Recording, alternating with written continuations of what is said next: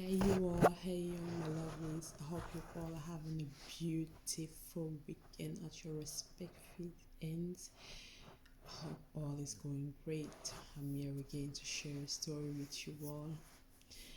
Well, I was really thinking these past 2 days I've been trying to share a story and I can't really bring myself to come to the end of the story because I get really emotional about it and I really can finish telling the story. I get I break down and get so emotional. Well, it's not really easy. I really wanted to talk more about kids, children, because I believe these are the most defenseless little angels. And I myself, being a mom of two young kids, I watching these documentaries of kids being abused in any form has really helped me to pick one or two things that I now is an eye opener to me that I really looked more into.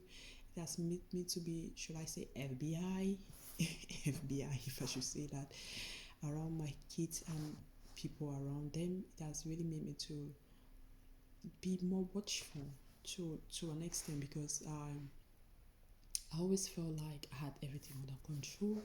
I always felt like, oh yeah, I'm doing everything right. But like I said, this where we are today is really dark. It's really, really dark. You never know what your next person beside you is planning. You never know.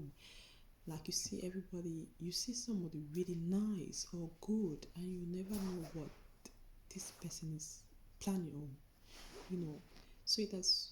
When I watched this documentary and I pick one or two points, and I'm really like, wow, I thought I really knew everything. I thought I was really protecting my child, but these documentaries I always pick one or two things. So I wanted to, that made me, pushed me to want to share with people out there, with moms, with aunts, relative, whatever your situation is that you somebody might like, pick one or two things to help them increase in their watchful eyes to their children or in whatever ways. But trust me, it's not easy.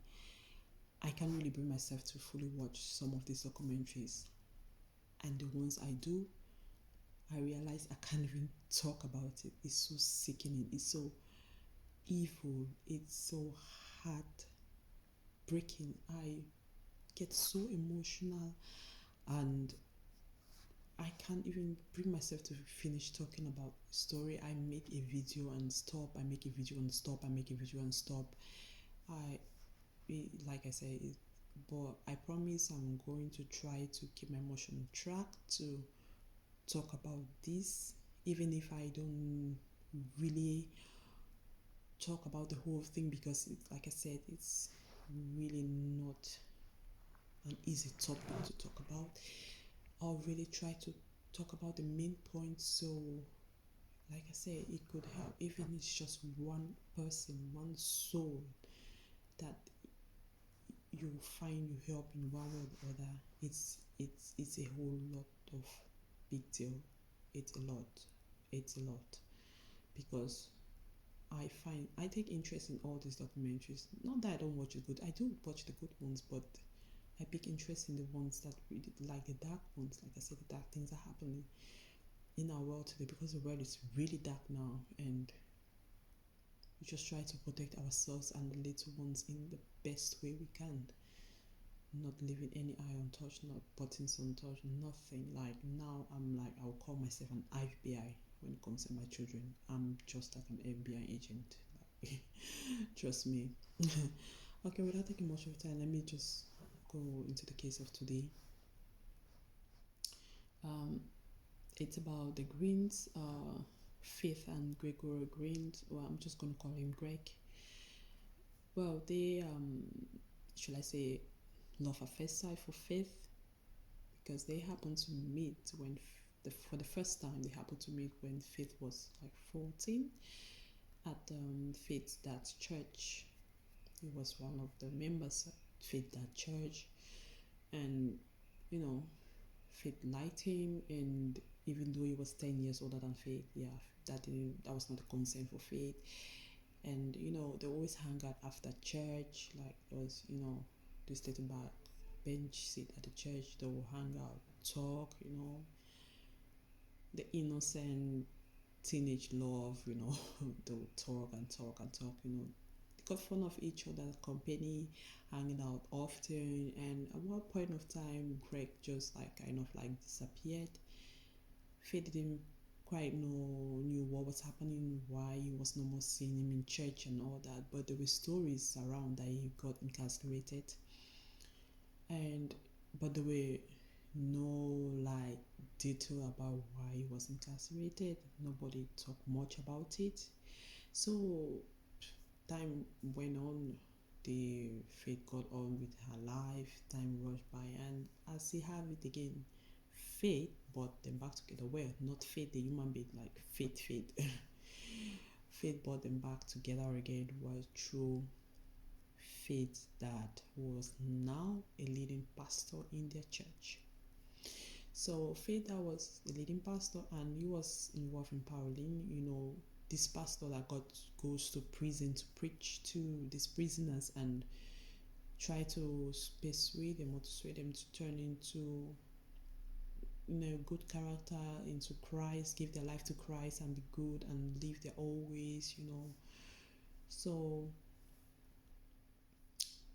Faith dad picked interest in Greg because Greg was first and foremost, he was a former member of the church, and throughout his paroling period, Greg showed enormous change. He decided to give his life back to Christ. He was now being good, doing all what's said in the Bible. He showed tremendous change in his behavior until Faith had father had vouched for him and stuff like that. So when he was released from prison, Faith dad helped him to guide him back into the world. He's been in prison for a while, and with all that's happening in the world, things have changed, and you actually need somebody to guide you. So he offered to do that, and he brought him to church. Well, that's when the paths did cross again. And during that sermon, he just sat just a few bench from Faith, and Faith, seeing him, realized, oh, after so many years, after so many things happening, that feeling is still there. She still had the butterflies feeling in her stomach and stuff like that. And she was like, okay, after church service, I've got to speak to this man. So after church service, she did approach Greg, and Greg didn't quite recognize her, so she had to introduce herself. And Greg was like, oh my God, surprised that, wow, you're now grown-up woman, you've changed and stuff like that. And while the way into this discussion, Faith two kids ran up to her and were like talking, and he was like, oh, you now have two kids. And she said yes, she got two kids, a boy and a girl. Chatna and Kara, they were like 8 and 10 at the time. Yeah. And yeah, she was a single mom. And so, well, Greg was nice. He was a gentleman towards the kids. He greeted them and he was nice to them. All this loving charisma that made Faith to fall head over heels again. He was like, oh, this guy is good. Moreover, the dad is right behind me. Remember, the dad vouched for him, brought him back to church. That made her to feel like, well, whatever he did was in the past. We can't keep blaming people for the past. There are some people that actually did that, have like really, really wrong people in the past, but they have also become changed and they are now a new creator. You don't need to really pull people back with their past and their wrongdoings. So she was like, okay, you're incarcerated, I know you got a past, but you're sure to be a good person, you're sure to be a changed person, and that feelings are still there, and you're nice to my two kids, and I'm a single mom. Well, why not give it a try? So she decided to give it a try. They were now stop, should I say stop already started or started something new again, hanging out. He was good towards the kids, which is what every single mom will pray about. Yeah, every single mom, two kids. Someone will come, approach you, accept your kids, nice to them. Oof, that is a tick, tick, tick, tick. So it reached the point that Faith actually allowed Greg to move in with her. And whilst they were together, living together, Faith started having this gut feeling. Like she couldn't really quite put her finger on what was wrong, but she just felt something was wrong. You with somebody, the person is not doing anything wrong. The person is not. It's not like the person will hit you and say the person's hit you. It's not like the person will steal and say the person's stealing. It's not, but the person has just got this aroma around them that you just feel something's not right. He was just so quiet. Like at first, Faith was like, well, maybe he's an introvert. He's shy, or you've got to respect each and everyone's personality. But it becomes more and more worse when they move together. He was so quiet and he was fond of having a mood swing. One point of time, they're okay. The next minute, he's something else. Like there was this moment they were watching a movie and she just stepped into the kitchen to grab something, and when he came back, Greg moved had already changed, and she didn't know. She was surprised. Why did he move change? What happened between that minute, just few seconds that she just went to get something from the kitchen?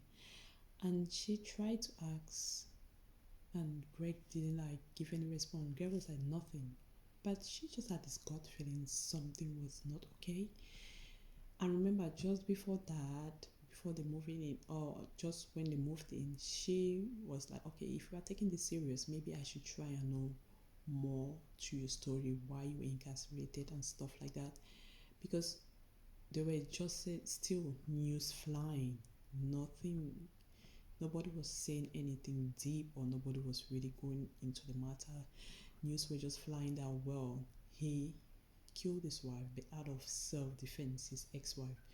Yeah, Greg was once married, and that's why he was incarcerated. Like he killed his wife, but it was out of self-defense.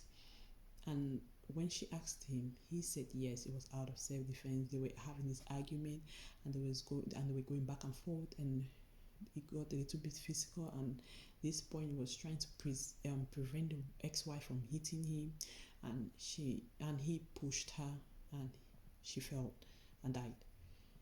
And Faith trying to get more, she realized Greg was not talking. He didn't want to go deep into it, and well, she too didn't want to pry more into something that she just thought, okay, this guy is trying to live a new life. He doesn't want to talk about his past, which is hurtful, which is maybe shameful and stuff like that. Maybe I shouldn't talk more about it, or I shouldn't push him more about it. He's now changed, and I'm saying stuff like that, And she left it at that point. She left it, and they didn't pry more into it. But as time went by, she just kept having this gut feeling something is not right, but she couldn't put her hand to it. And Greg was now also sharing more. He was just quiet. He was not sharing anything with her. So it made her uncomfortable, and she decided to call the relationship a quit. And she and Greg went their separate ways, and not long before she realized she was pregnant. Yeah, she was pregnant, and well, remember she's a single mom of two, and this is going to be the third child, right? And she didn't want, to be a single mom of three again. So she decided to patch things up with Greg, and well, she has not actually witnessed any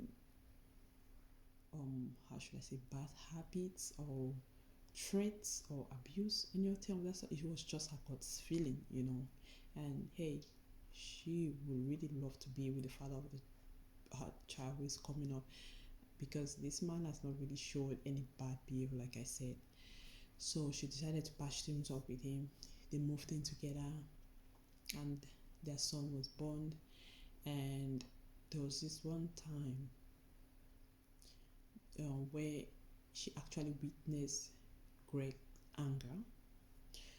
She asked Greg to help her put up the curtains, and he was struggling with it, and he got really angry, screaming, shouting, cursing the curtains, like stuff like that.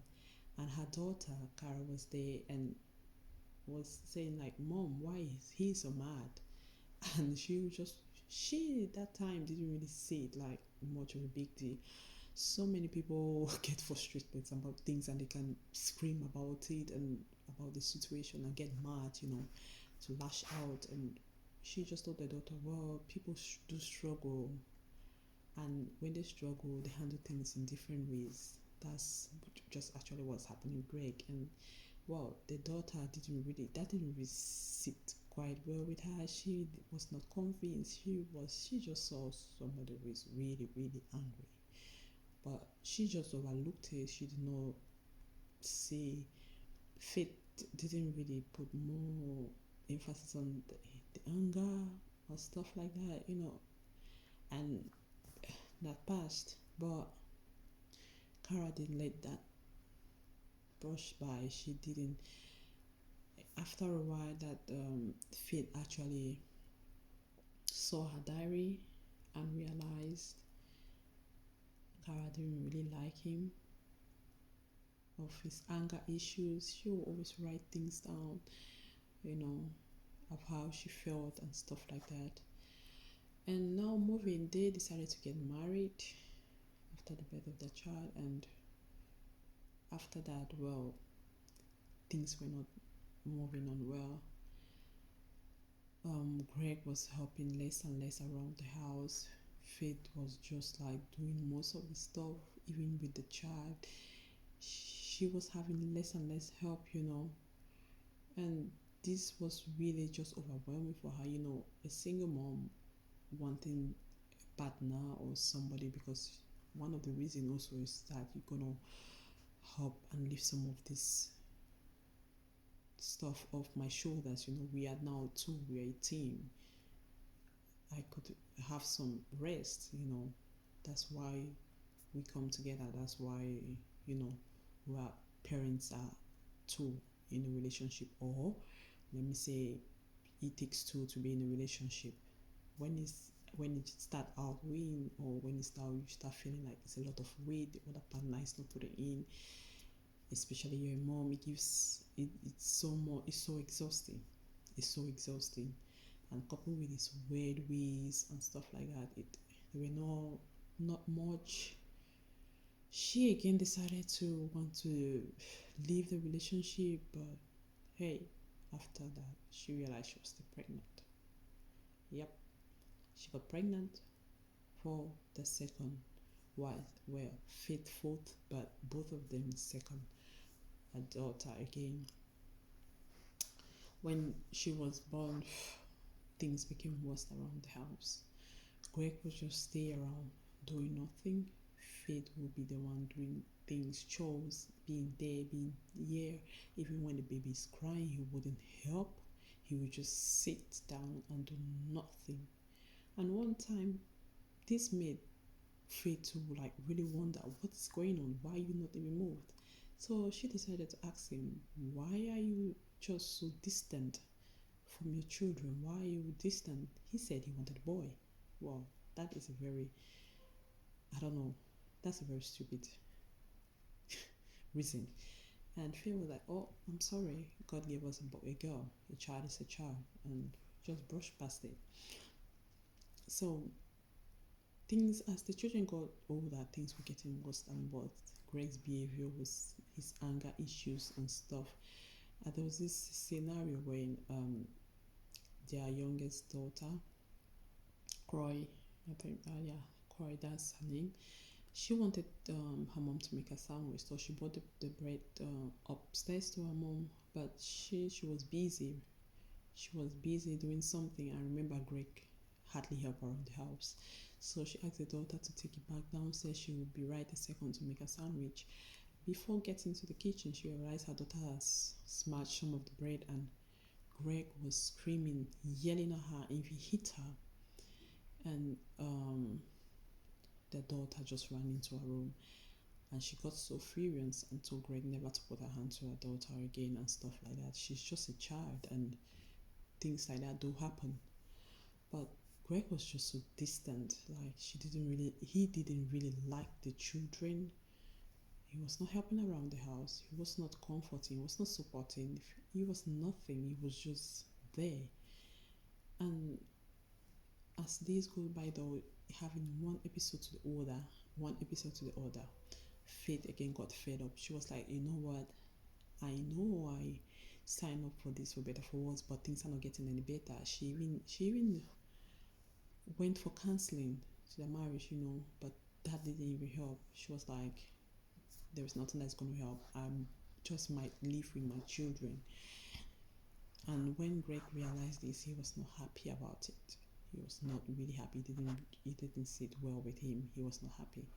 So one time when Faith came back from work, she opened the door and she could smell the gas all over the house. And she went towards the kitchen and realized all the stove knobs were on. And she was wondering, can Greg get the smell or what? Because he was sitting right there watching TV. And the smell of gas was all over the house, and all the stove knobs were turned on.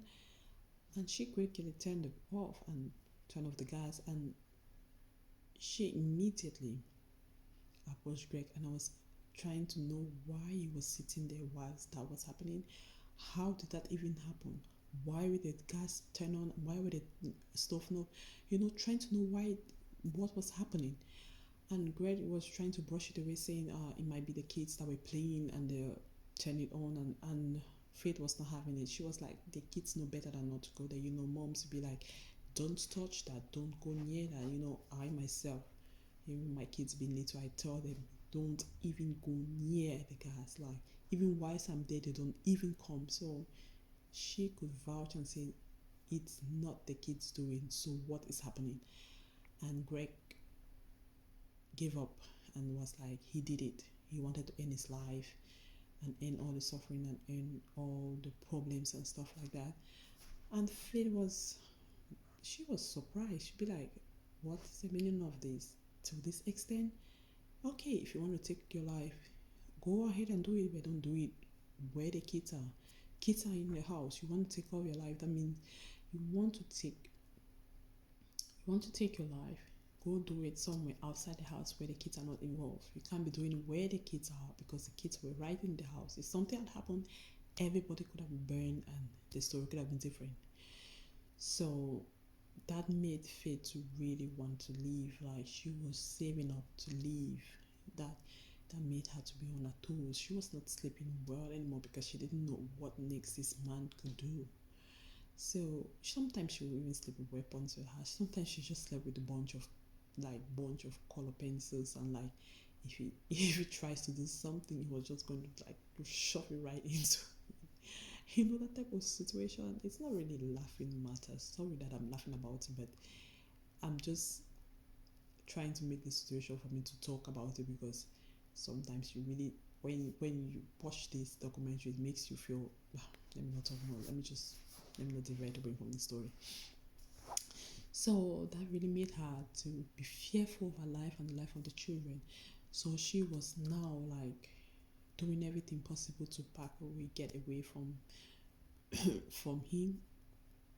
This last time when the kids' school were over, she did finally pack away. She packed the things, and while Greg was out, she packed and left. And she called Greg.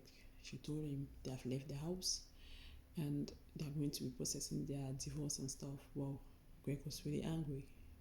He was not happy about the situation. Well, Faith has had enough, so she finally moved out from the house.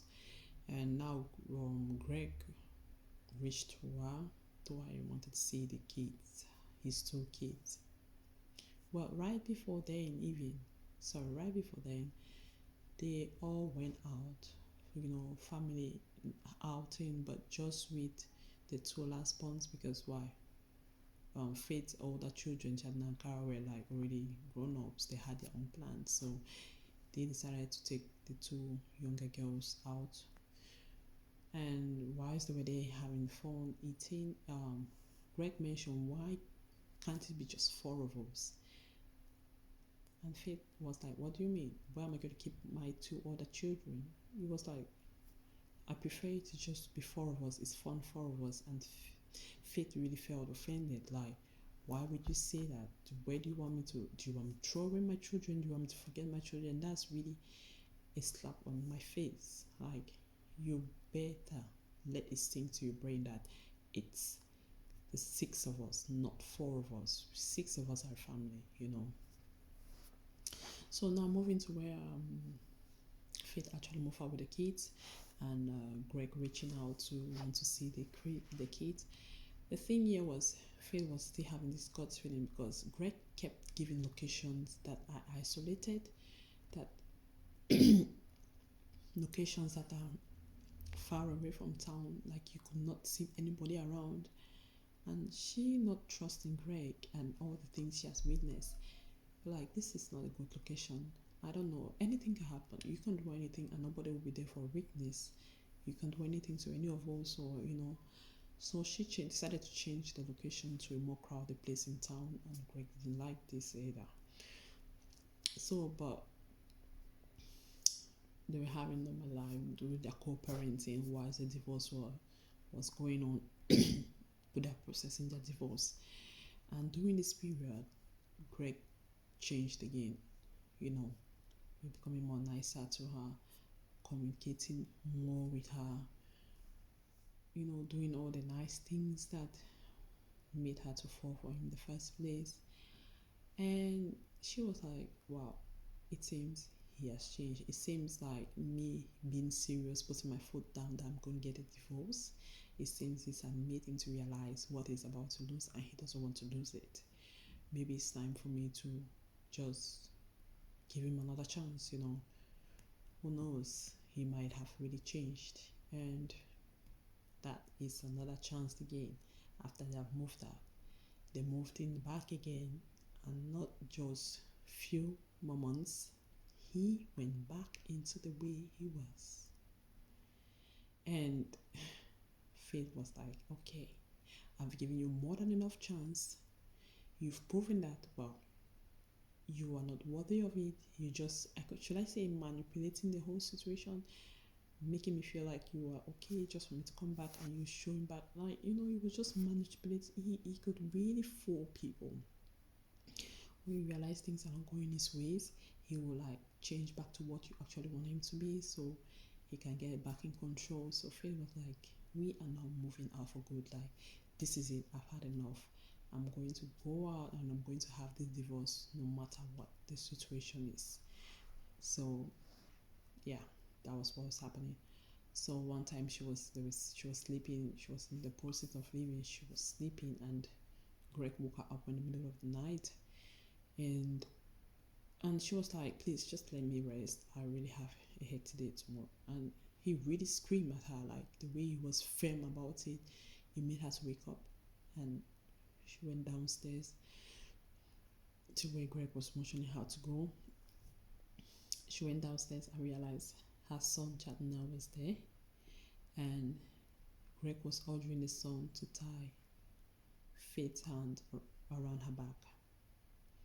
And the son was like, trying to talk to him why he should calm down, if there's anything they should talk about it. And he was screaming, and before they knew it, he pulled out the gun, and everybody was just calm. Like, Faith was just being calm and trying to tell the son to tie the hand. You should not agitate him, who knows, he might pull the trigger and do something, But at that point, Faith knew, well, he's just threatening them. Nothing's going to happen. He's just having a gun. Maybe he just want to take the children and run away, because that's all what has been in Faith like that. If the worst he wants to do is to take the kids away from her and run away, because he knows he loves her kid so much, and taking the kid away from her is going to really hurt her. So she was like, she was surprised, she was afraid, but she was just being calm and just letting the son take orders, tie her hand around the back. And after that, Greg did the same to the son, tied her hand around the back. Whilst all this was happening, her daughter, eldest daughter Cara, came downstairs and saw what was happening, and immediately Greg did the same thing to her, tied her hand around her back and motioned them downstairs, telling them to go to the basement. Everything was just, she was just in shock, not knowing what to do. Everything was just happening in this room of a second. Everything, she was just being calm. She was like, if I'm calm, the kid's also going to be calm. We don't want to get this man angry. We don't know if he can pull the trigger, stuff like that. He's having a gun. Nobody knows. They were motioned down to the basement and asked them to lie down. And the lie down, he was talking. He was like really angry, and he asked Faith that you like to see the girls, the two youngest, and Faith said yes, she really like to see the girls. After he taped them up, he taped their legs and hands again, and really put them in the position that they can't really free themselves. And he was like, he went to the garage. He stayed there for some time, and during that period, Faith and her children were like trying to free themselves, but it was not easy. They were really tied up, and again, a tape was put around them again. They tried to free themselves. There was no way they could do that. So he came back and really say angry and agitating, and he spoke to Faith that he would not like any of her family members to raise his children, pardon. He would not like any of the family members to raise the children, especially not Cara. Cara was somebody so much he didn't really like, because Cara was quite outspoken.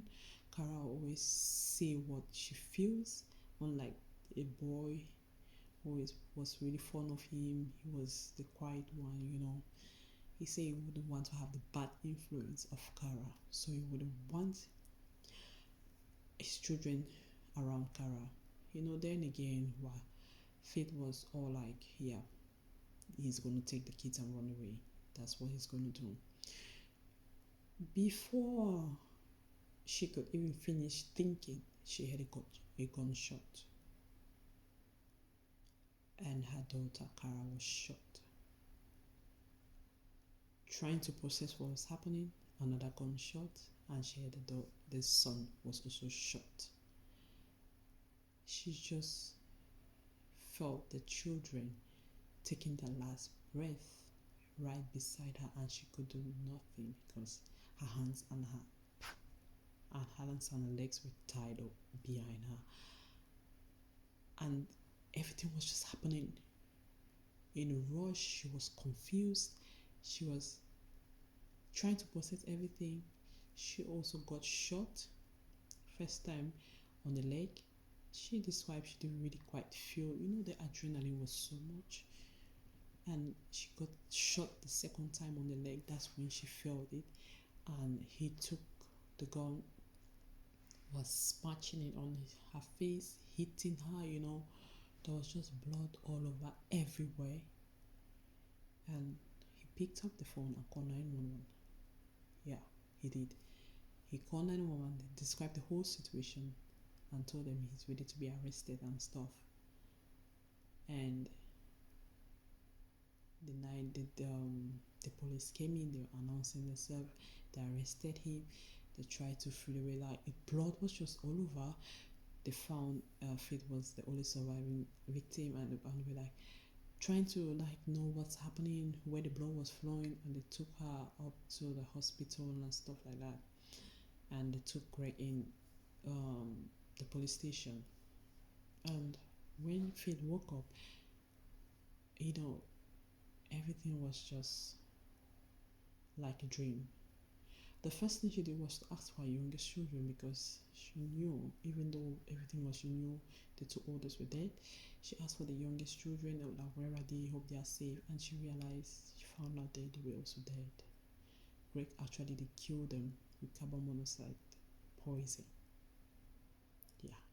During the time he was going in the garage, he had put the poison there and locked them in the car with the poison, suffocated them to die, and left them there to die. And all her work came crashing down. Like, she couldn't believe what was happening. All her 4 kids were taken away from her by her husband. Like, she couldn't just digest. And when they asked if she wants to see the kid's body, that's when reality set in. She was like, what is going on?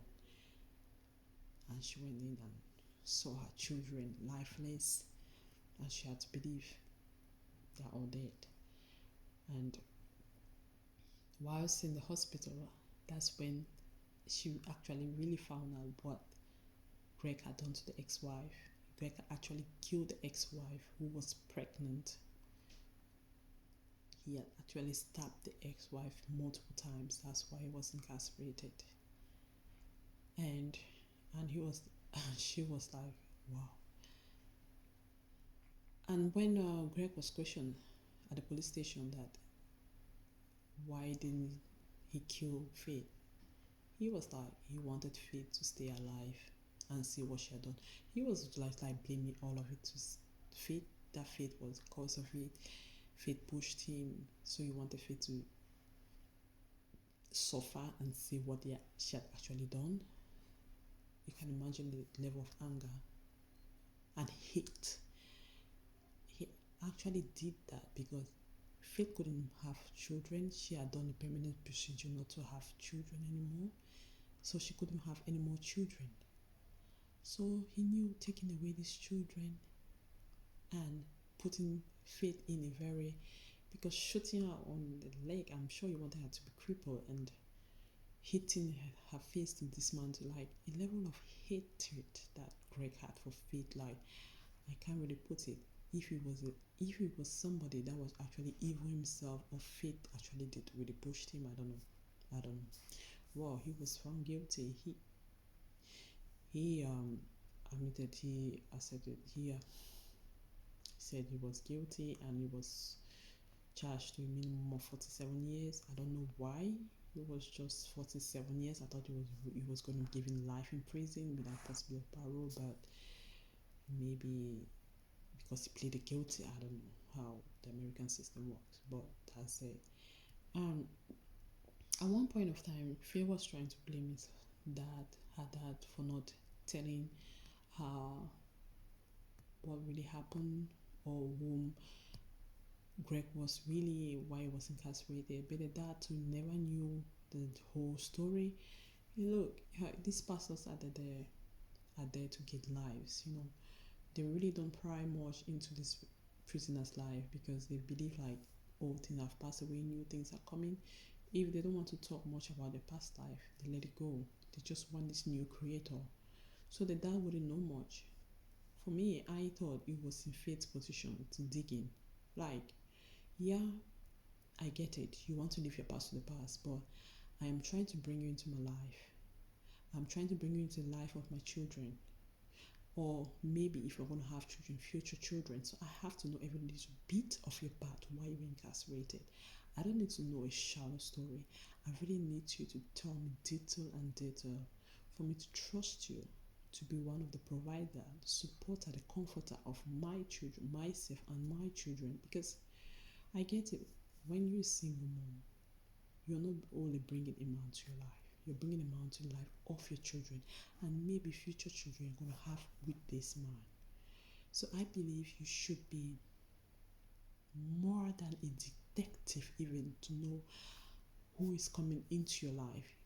It's not the job of your family members. It's not the job of your mom, your dad, your sister, your siblings. It's your job. Even your mother can tell you, oh, this person is good, I vouch for this person. You have to do your own digging. Even the person does not have a past, even the person was not incarcerated, even it's just a normal person, you really have to know who this person is that you're letting into your life. And you should know it's not just your life, it's the life of your children. They're not going to see this person as a guardian, as a supporter. They're going to lean on this person. So it's wise enough not just to leave things in a shallow way. Get deep. I don't mind. Don't mind how you pry. If it's somebody that really wants to get into your life and is really cautious and really love the relationship, will let you pry because you're trying to get closure, or maybe you're trying to, how will I say it? You're trying to understand, or you're trying to get to trust this person. It's normal. It's just normal. I know, yeah, the work is overwhelming. You're single with kids, you see somebody that shows care, love.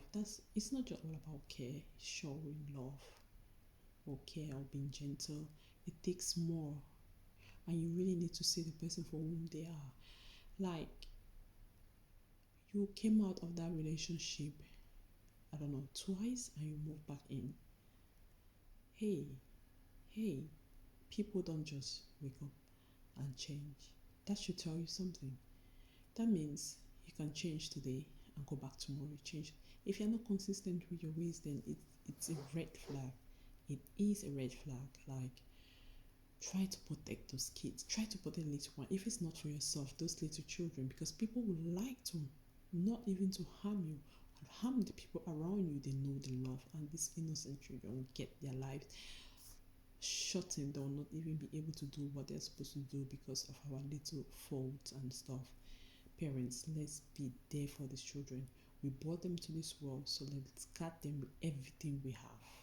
So I'm just going to leave it here for now. You tell me what you think and what your advice is. Goodbye for now.